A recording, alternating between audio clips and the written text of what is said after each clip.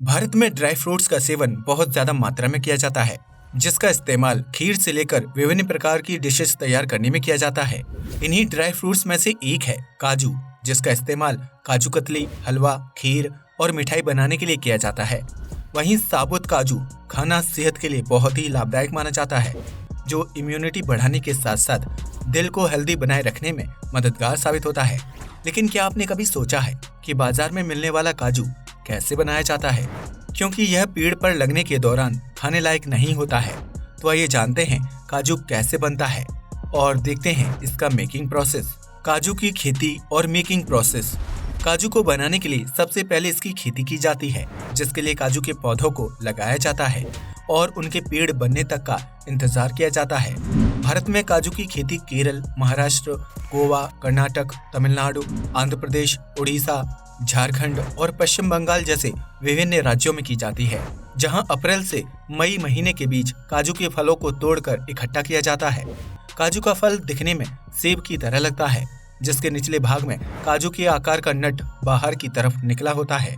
इसके बाद इन फलों को इकट्ठा करके उसमें मौजूद नट को अलग किया जाता है, क्योंकि यही नट आगे चलकर काजू का रूप ले लेता है। काजू का बाकी फल जहरीला होता है, जिसे कच्चा खाने पर इंसान की मौत हो सकती है। हालांकि उस फल से काजू को अलग कर लेने के बाद उसका इस्तेमाल मदिरा बनाने के लिए किया जाता है, जिससे काजू की खेती करने वाले किसानों को अच्छा मुनाफा होता है। इसके बाद काजू के कच्चे फल को कम से कम 3 से 4 दिनों तक तेज धूप में सूखने के लिए छोड़ दिया जाता है, ताकि उसके अंदर मौजूद नमी पूरी तरह से खत्म हो जाए। काजू को चारों तरफ से सुखाने के लिए कुछ मजदूर उन्हें लगातार अलटते पलटते रहते हैं, जिसके बाद काजू को आगे की प्रोसेस के लिए भेज दिया जाता है। काजू के सूख जाने के बाद उसे बड़े बड़े कंटेनर्स में डाल दिया जाता है, जहां उन्हें गर्म आग में अच्छी तरह से रोस्ट किया जाता है। बड़े आकार के काजू को बड़ी कंटेनर में डालकर ज्यादा समय के लिए रोस्ट किया जाता है। वहीं छोटे आकार के काजू कम समय में ही अच्छी तरह से रोस्ट हो जाते हैं।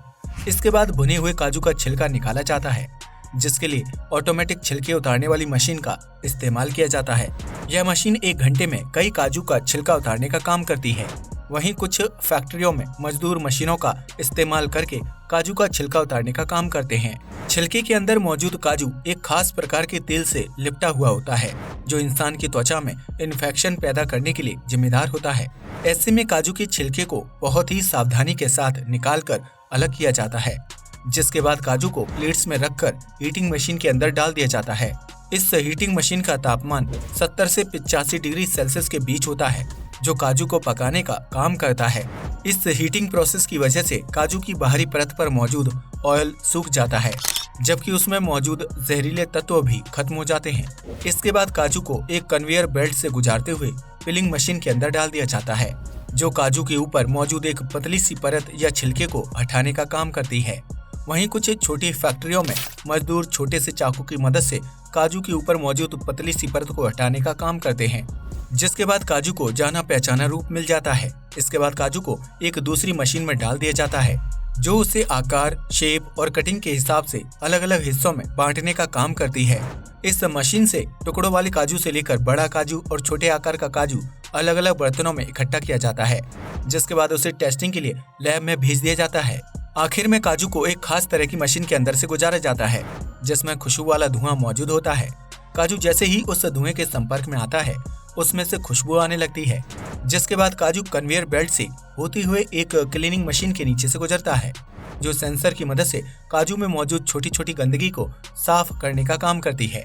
इसके बाद काजू को अलग अलग पैकेट्स में पैक किया जाता है, जिसमें कुछ मात्रा में नाइट्रोजन गैस भी भरी जाती है।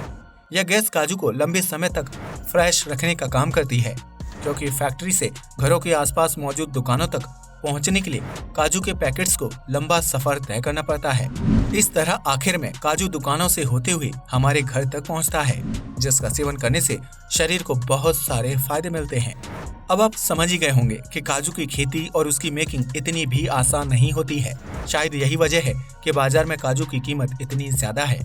आज के लिए बस इतना ही। वीडियो पसंद आया हो तो उसे लाइक और शेयर करें, साथ ही चैनल को भी सब्सक्राइब करें। जय हिंद दोस्तों।